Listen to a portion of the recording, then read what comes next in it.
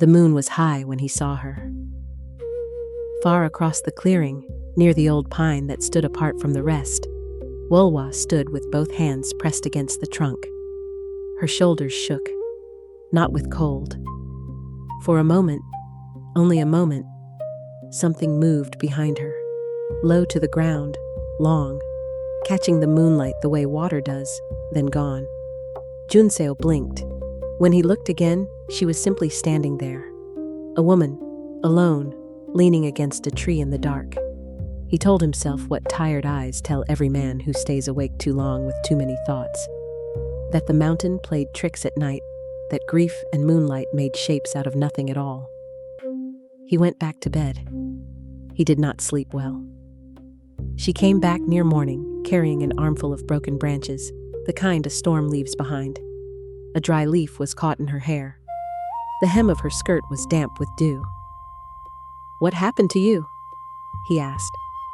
"My stomach. Sharp, sudden. I had to hold on to something or fall." She set the branches down by the hearth, already moving toward the morning's first task, already speaking of something else. "These will dry well for kindling. Lucky, since we were low." Junseo watched her. She did not look like a woman who had been in pain. She did not look like a woman who had been anywhere unusual at all. "You were gone a long time for a stomachache. I walked it off. It helped." He almost said something else. The shape in the moonlight, the way the shadow had moved like it had its own will. But she was already at the fire, already humming something low and old, and the morning light through the cottage window made her look like nothing more than what she appeared to be. A woman, tired, practical, unbothered. He let it go. He told himself again that the mountain played tricks. He almost believed it. For a few days after that, things were unusually peaceful. Each morning, Wolhwa sat in the courtyard and painted, and Junseo sat beside her grinding ink. It had started as something to fill his idle hands. Somehow, it had become his morning task. Pouring water into the inkstone, turning the stick slowly against the stone. The simple motion settled something in him he hadn't known was unsettled. Most of what she painted were mountains, distant peaks, ridgelines wrapped in cloud, the occasional unnamed bird. But sometimes, only sometimes, the side profile of a man's face would appear on the rice paper. She always folded those quickly, tucking them between other pages. Junseo never got a clear look at the face. But each time, something in his chest ached in a way he couldn't explain. A face he didn't know. A face that felt, somehow, not strange to him at all. One day they went out for mountain berries. The wild kiwi vines were thick with fruit, deep purple clusters hanging from every branch. Junseo picked from the low vines while Wolhwa stood beneath one far taller than any normal person could reach. "You won't reach that one," he said. She didn't answer. She simply lifted her hand. The branch bent toward her, not torn, not forced, but smoothly, as if gravity itself had agreed to make an exception. Junseo froze. His breath caught mid-inhale. No woman's arm should have been able to pull a branch like that, let that easily, that far. Wolhwa picked a few berries, dropped them into her basket, and let the branch go. It snapped back into place. She walked on to the next vine, as if nothing had happened at all. Junseo stood rooted to the spot, watching her back. It was strange. There was no question it was strange. But what rose in his chest in that moment wasn't fear. She gave him the best of what she'd gathered, always the ripest, the sweetest. She kept the bruised ones, the half-eaten ones, for herself. It was never the other way around. Not once. He bit into a berry and thought, this woman might not be human. And what of it? If she wasn't? If she was something else entirely? He had never in his life met anyone this kind, this honest, this deep. Spirit or not. A monster, if this was what a monster looked like. He didn't let the thought go any further. It was too far to follow. But somewhere in him, The sentence had already taken root. That evening, they sat together on the wooden bench, watching the sun go down behind the ridgelines.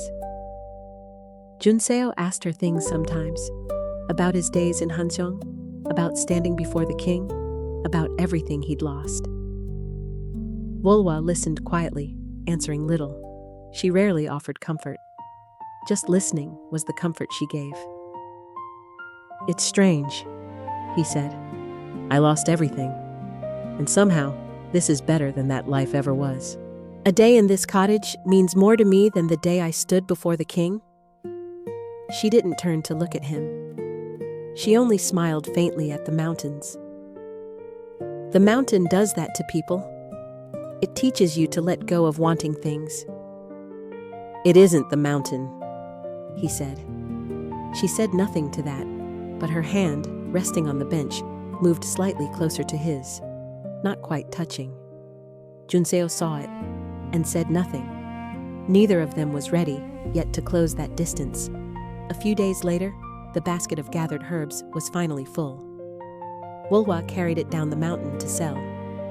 Plain clothes, trying, as always, to look like an ordinary woman. She moved quickly through the market, planning to buy grain, salt, and a length of cloth to mend Junseo's clothes. Bokdong found her first, as soon as she laid the herbs out. "Ma'am, are you heading back up soon? My grandmother says the mountain lady makes the best fever medicine in this whole province." Wolhwa looked at the boy. 12 years old, round-faced, fearless. The only person in the village who spoke to her without hesitation. "Tell her I'll bring something next week." Then Gapsun approached. A woman in her 50s, one of the ones who used to whisper by the well. Today she wasn't whispering. Pride and desperation fought across her face. "My husband, he's been ill for a month. The physician says there's nothing more he can do. I heard you know herbs." Wolhwa looked at her. This was the woman who had whispered about her more than once. She opened the basket anyway. "Take these, 3 times a day, before meals. 2 weeks. What do I owe you?" "Nothing." Gapsun took the herbs without a word of thanks, but she held them very carefully. Wolhwa watched her walk away. People were strange. They feared what they didn't understand, and needed it anyway. She didn't think it unkind. She thought it simply deeply human. She heard it before she saw it. Drums. The bright, fast clash of the kwangwari. The deep pulse of the jangu. The slow, heavy voice of the jing. She followed the sound to the courtyard of a grand house. A house where someone was gravely ill, or gravely desperate, or both. An altar stood at its center, piled high with white rice cakes, fruit, dried fish, candles burning at every corner. And at the center of it all, the mudang, standing on the jakdu, bare feet on the razor's edge, dancing, leaping, the blade taking her full weight with every landing. No blood, no wound, no explanation. Wolhwa stood at the crowd's edge, slightly apart, neither fully inside it nor fully outside it. The place she always stood. The villagers watched with human eyes, hope, belief, the desperate investment of people whose loved one's life this ritual was meant to save. Wolhwa watched differently. She had lived 1,000 years. She had seen a great deal. She had never seen this. A human woman, chosen by a calling she never asked for, who suffered 3 years refusing it, who finally said yes. And something had come to protect her because of that yes. Both of them bound to something larger than themselves. One by divine calling, one by an ancient curse. And in that moment, the mudang's eyes, even deep in trance, even in that other place, found Wolhwa in the crowd and held there. Wolhwa did not look away. The next morning, Okbun found her on a quiet village path. "Walk with me a while," she said. "I think we should talk." Wolhwa stopped. She looked at this woman who shouldn't know anything and clearly knew something. She went. Inside the shindang was another world. Paintings of gods covered every wall. A general in red armor, a mountain spirit with a white tiger, a warrior holding a sword. Incense curled through the air. 5 colored silk banners hung from the rafters. In the corner stood the jakdu, the blade itself, edge turned upward, waiting. "I've served the spirits for 50 years, Okbun said. "In that time I've seen many things. Sometimes, something older. Something wearing a human shape that isn't human at all." A pause. "Which are you? Tell me first what you already know." "Enough. And I know this. You don't harm people. The spirits don't show me danger when they show me you. They show me something else. Something trying." Wolhwa said nothing. "Do the spirits permit what I'm attempting?" Okbun set down her cup, stood, and her eyes changed. The focus left her eyes.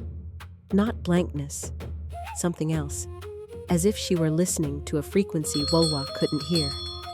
The bells at her waist rang, without wind, without movement.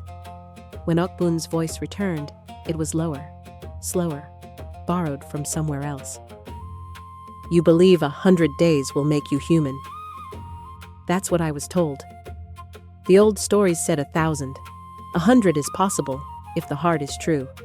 But you don't yet understand what's required." "Tell me." A long silence. The bells rang again.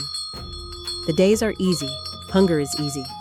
Even being loved while hiding your true face. That isn't what breaks a Gumiho." "Then what does?" "Being truly seen and loved anyway. Not despite what you are. Because of it." Wolhwa held the words inside her. "And if that happens, what then?" Silence. "Then comes the final test. The one no fox spirit has ever been warned about. The one no one can prepare for.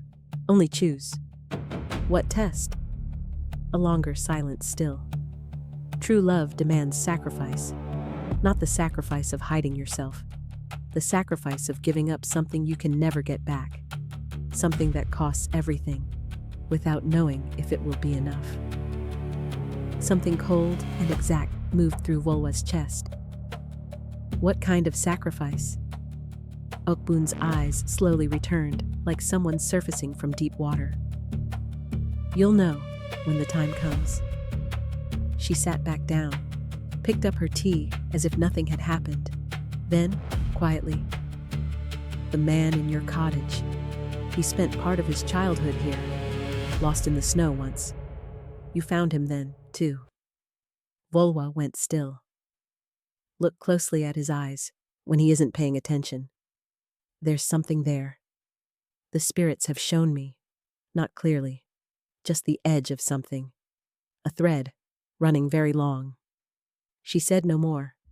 She knew no more. Only the spirits knew the whole shape of it. The spirits don't arrange coincidences. Only humans call them that. Wolhwa had taken 3 steps from the shrine when she heard it again.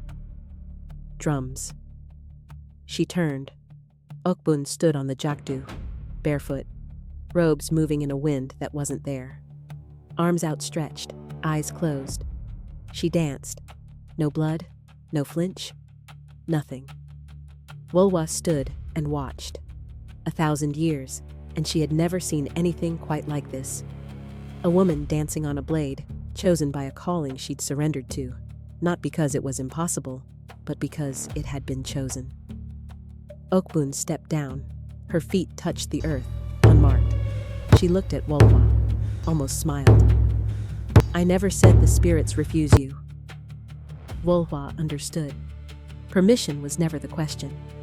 The question was what she was willing to give. She climbed the mountain slowly. Sacrifice. Something that costs everything. Something she could never take back. She had assumed the cost was the 100 days, the hunger, the hiding, the long nights. She hadn't considered there might be something more. And the Mudang's words? Look closely at his eyes. There's something there? A thread, running very long. She didn't yet understand what that meant. Junseo sat on the porch, reading the book she'd already read twice. His brow furrowed slightly, the way it always did when he disagreed with something. Her feet stopped, without her deciding to. She stood there a moment longer than she needed to, looking at him. at the angle of his eyes when he wasn't paying attention. Something was there. She couldn't name it. She walked the rest of the way home. "You took a while," he said. "The village was busy." He nodded, went back to his book, turned a page. She went inside to start dinner, and quietly, without letting herself think too hard about it, she opened the small wooden box, dipped the brush in ink, marked another day, 28, 72 left. She closed the box, set the embroidered flower shoes carefully on top. After the storm that had separated them that night, Dolsoe had made his way to a small inn at the edge of the village and had been waiting there ever since, faithful to the one instruction Junseo had ever given him. Stay where you can be found. Days later, when Junseo came down to the market for herbs and grain, it wasn't a wanted notice or a patrol he ran into first. It was Dolsoe.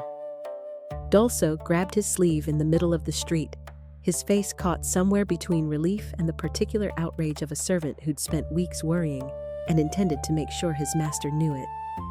There hadn't been time to say much that day. In that brief moment in the middle of the street, hidden from watching eyes, Junseo pressed something into Dolsoe's hand. Something he'd kept hidden against his chest, even through the night he fled. A document, wrapped in cloth. The evidence he'd gathered during his investigation. The very thing that had cost him everything. This has to reach the minister of the right or the minister of the left. Whichever one you can get to. Directly, through no one else's hands. Dolsoe's eyes widened. "Master, this is... Lord Kim's people are everywhere. Don't go through anyone, don't say a word to anyone. You alone, carefully. More carefully than you've ever been." Dolsoe nodded, tucking the bundle deep inside his clothes. For once, he didn't argue. That was the whole of what passed between them that day. Just enough to arrange a place to meet again. 2 days later, when Dolsoe climbed the mountain with food and opinions nobody had asked for, the thread between them picked back up. A few days later, Dolsoe came up the mountain one afternoon, faster than usual, breathless. He was already talking before he'd even crossed into the yard.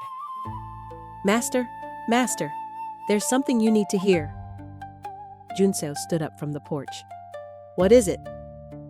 Dolsoe caught his breath, but his mouth didn't slow down to match. "More soldiers. 2 villages over now. Someone's saying a scholar was seen heading toward Jirisan." "How sure is that?" "Rumor. But master, there's a new notice on the market wall. Your face on it. Traitor. The reward's gotten bigger." Junseo said nothing. His jaw tightened. Dolsoe lowered his voice. "And there's something else. The villagers are talking about this cottage, about the woman who lives here." Junseo looked at him. "What are they saying?" "Nothing much," Dolsoe said quickly. "Just, people wonder how a young woman lives alone on this mountain. Nobody knows where she came from or how long she's been here. But her herbs are the best in the village, so people end up talking about her one way or another." He paused, then added, "Gapson's husband is fully recovered. Word is, your lady wouldn't take a single coin for the medicine. People are even more curious now. Who gives away medicine that good for free?" Junseo glanced toward the window. Wolhwa was in the yard, hanging laundry. An ordinary motion on an ordinary afternoon. Junseo watched her for a moment. There was no threat in anything Dolsoe had said. Just ordinary human curiosity. And yet something in his chest tightened anyway. What happens if that talk spreads further? Dolsoe shrugged. "I don't know, master. People's mouths do what they do. Strange stories grow bigger with every telling. Right now, she's just the mysterious woman on the mountain. No harm meant, far as I can tell. But the soldiers have increased. That's about you, master, not about this cottage." He hesitated. "Though, once they start searching the mountain properly, I doubt they'll just walk past it." Junseo weighed the words. "Come tell me if you hear more." "Yes, master." Dolsoe paused. "Be careful, both of you." He went back down the mountain, slower than he'd come up, as if he knew the weight of what he'd carried was now Junseo's to hold. Junseo stood there a long while. Wolhwa was still hanging laundry. Feeling him approach, she turned and smiled. Dolsoe stopped by, did he? Yes. What did he say? Junseo looked at her for a moment. The village's curiosity, the soldiers, his own face nailed to a wall. He hesitated over whether to say any of it. Nothing important, he said. Just checking in. Wolhwa looked at him a moment longer, as if she knew he was keeping something back, but chose not to ask. All right, she said, and went back to the laundry. Junseo watched her back and thought. She was keeping something back too. He knew that too. Both of them knew, and neither of them asked. The moon was dim that night. Junseo woke for no clear reason. A sound, maybe? Or just the anxiety that had been sitting in his chest for days, finally pulling him out of sleep. He sat up and listened. Footsteps, far off. Not one set, many. Branches breaking. Low voices carried up the mountainside. He looked out the window. Down the slope, torchlight moved between the trees. 1, 2, 3, more than that. A line of them, climbing. His heart picked up speed. Wolhwa, he called softly. No answer. He turned. Her place was empty. She was already outside, standing in the dark, facing the direction of the torches. Back straight. Not afraid, calculating. Junseo came up beside her. Soldiers, he said. They're coming this way. It looks that way. Her voice was strangely calm. We need to hide, deeper into the mountain. There's no time, she said, cutting him off. They're already too close. She turned to him. Even in the near total darkness, her eyes were clear and sharp. Go inside. Whatever you hear, don't come out. Wolhwa. Please. There was a weight in that word he couldn't argue with. He hesitated, then went in, watching her through the gap in the door. Wolhwa walked toward the torches. At the forest's edge, far enough from the cottage, she stopped and closed her eyes. It began small, the air growing colder, the dark around her thickening just slightly. Then fog rose from the ground, as if the earth itself were breathing it out. Pale and cold, climbing her ankles, her knees, higher. Her shadow lengthened. There was barely any moonlight, and still it stretched, unmistakably, and from its edge, more than one shape split away. Long, thin, fluid. When the fog wrapped fully around her, two eyes shone from within it. Gold, not human, and the fog began spreading outward from her, across the whole mountain. The soldiers felt something wrong. The path that had been clear moments ago blurred suddenly. Fog rose from underfoot, climbing to their waists, then their chests. What in the captain muttered. He raised his torch. Even its light scattered uselessly in the fog, going nowhere. This way! Someone shouted. No! Over here! Came from another direction. They began calling to each other, but their voices bent strangely in the fog, echoing back from impossible directions. A man followed what he thought was his comrade's back, only to watch it grow distant, then vanish entirely. They passed the same tree 3 times, 4 times, without knowing it. The mountain seemed to have grown enormous. The path seemed to have disappeared. The familiar trails of Joseon had become an endless maze. No one was hurt. No one fell. They were simply lost. Completely, thoroughly. All of it was watched, from deep within the fog, by 2 golden eyes. No one was harmed. 1,000 years ago, she wouldn't have hesitated. Back then, not one of these men would have walked off this mountain alive. But the woman she was now only scattered them, made them lose each other, made them lose their way. That was all.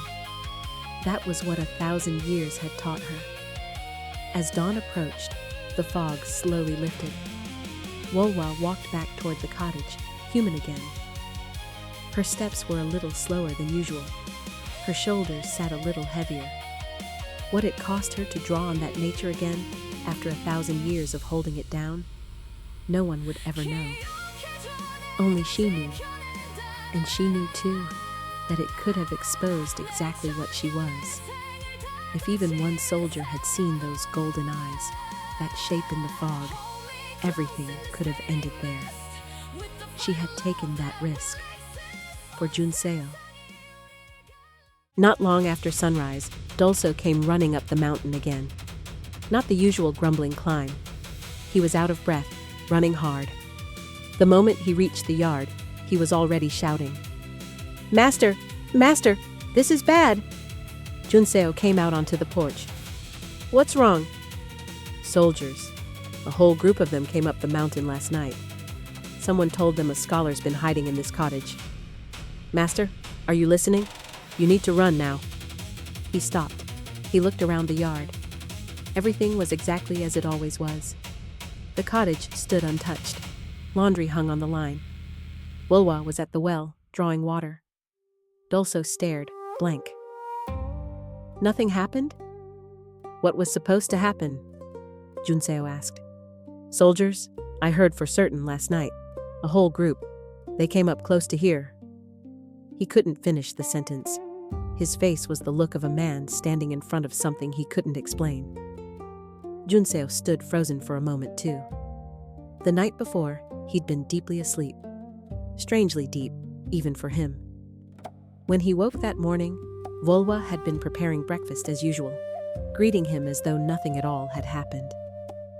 Only now did he recall the footsteps, the torchlight, the things he'd told himself were a dream. His eyes drifted to Wolhwa at the well.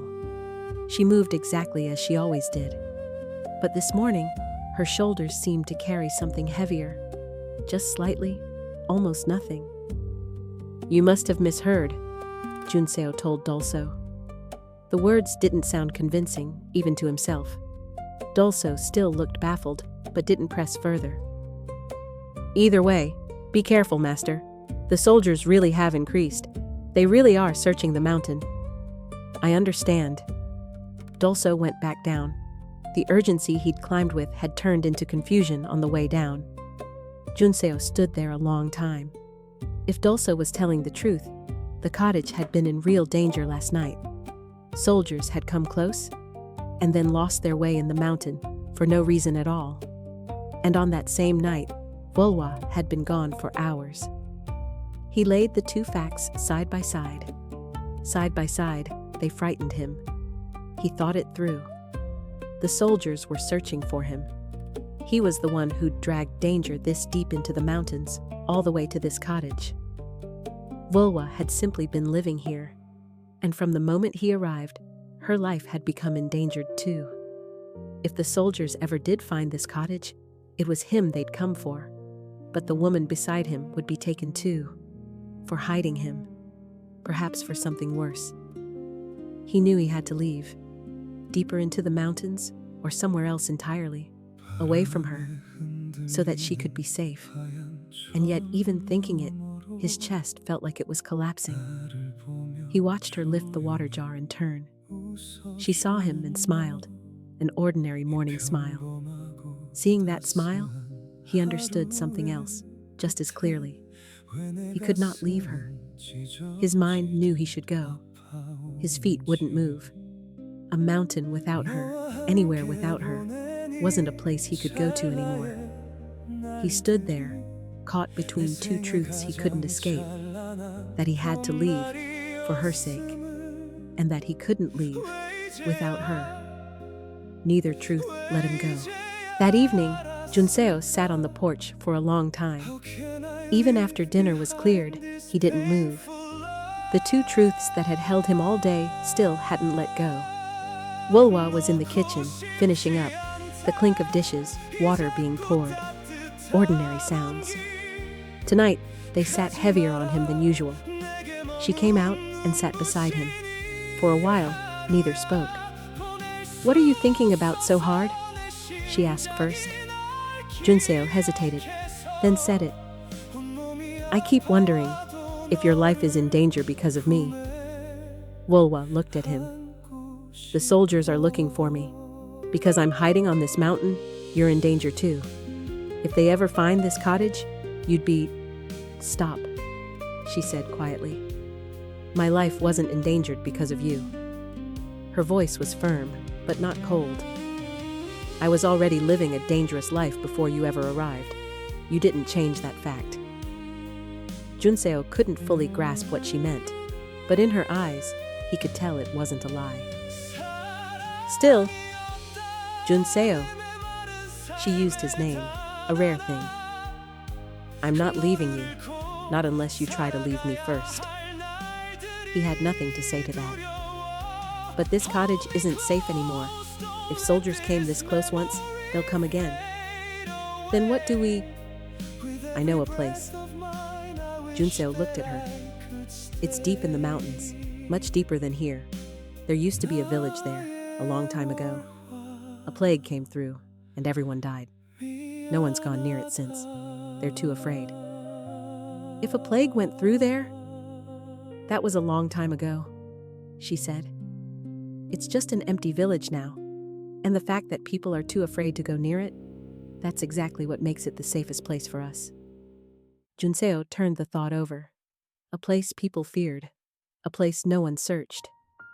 Something about her logic made an odd kind of sense. How do you know a place like that? Wolhwa looked at him for a moment, as if deciding whether to say more. I've lived a long time, was all she said. He didn't ask further. He'd grown used by now to answers like that. At dawn the next day, they packed. They didn't own much, so it didn't take long. Wolhwa packed the small wooden box first, the one where she marked the days. She wrapped the embroidered flower shoes that sat on top of it just as carefully. Junseo saw it and didn't ask. Before sunrise, they left. Wolhwa walked ahead into a place that barely looked like it had a path at all, without hesitation, as if she'd walked it 1,000 times before. Junseo followed. Looking back, the cottage grew smaller behind them, the place where he'd briefly found peace. Leaving it stung. And yet there was a strange relief in it too. With her, anywhere would be fine. He hadn't yet realized how deep that thought had already taken root. By the time the sun was high, they finally arrived. At first, it had simply looked like deeper forest. Then, between the trees, the remains of stone walls began to appear. And beyond them, a village.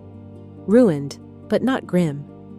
The roofs of the empty houses had collapsed long ago, but moss and small wildflowers had settled over them. Wild vines climbed the broken fences, purple blossoms trailing from their ends. The forest was slowly, gently, reclaiming what people had left behind. Light fell at an angle through the trees, painting gold patterns across the broken tiles. Junseo stopped at the sight.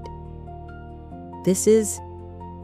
People used to live here, Wolhwa said quietly. No one does now. They walked in among the empty houses, past what had once been someone's kitchen, past what had once been someone's yard. Time had softened all of it, but the ruins held more peace than fear.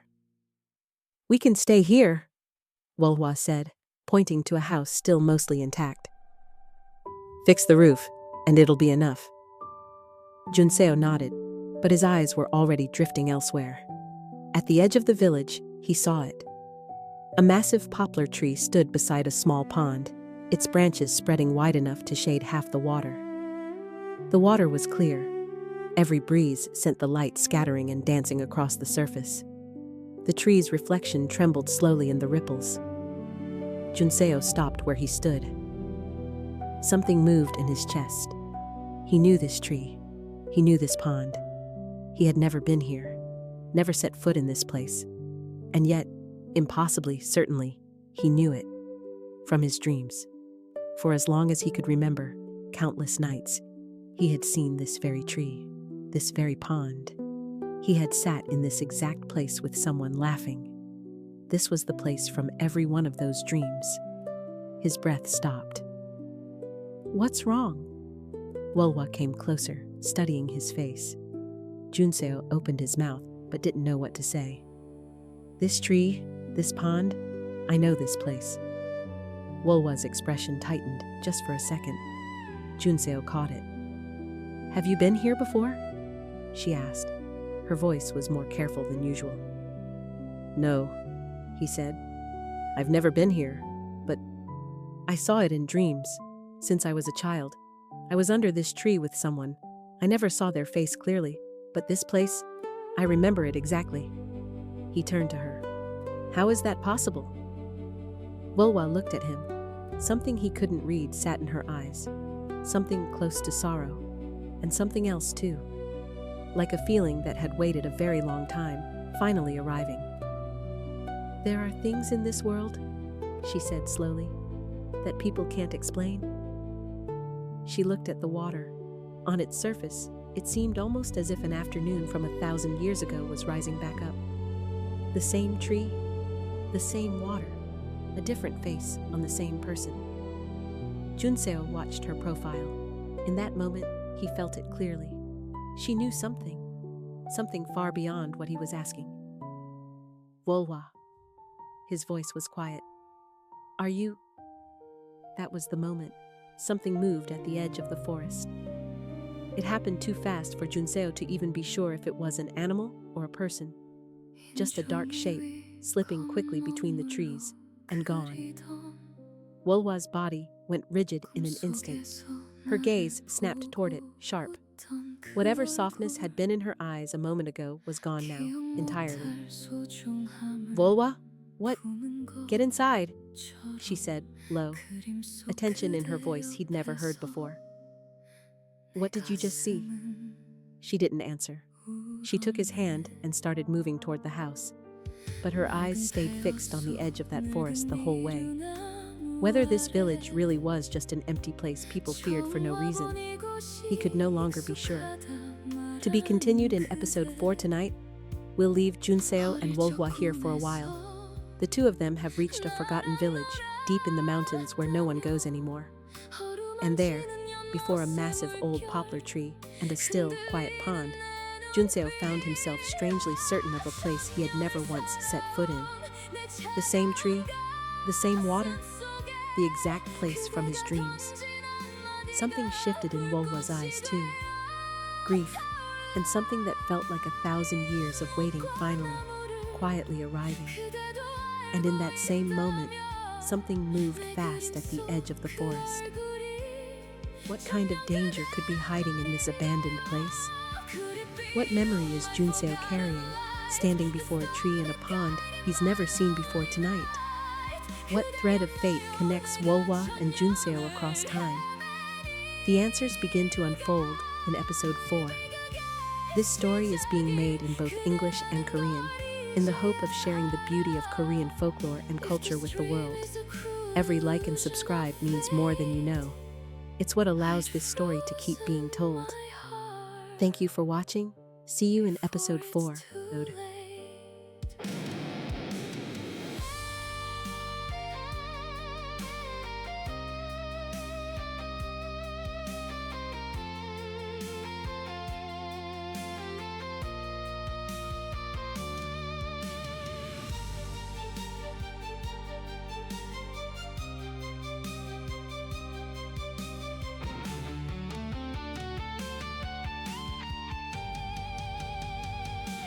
그대였어 천년을 지존해도 단 한 사람 내 살이 타들어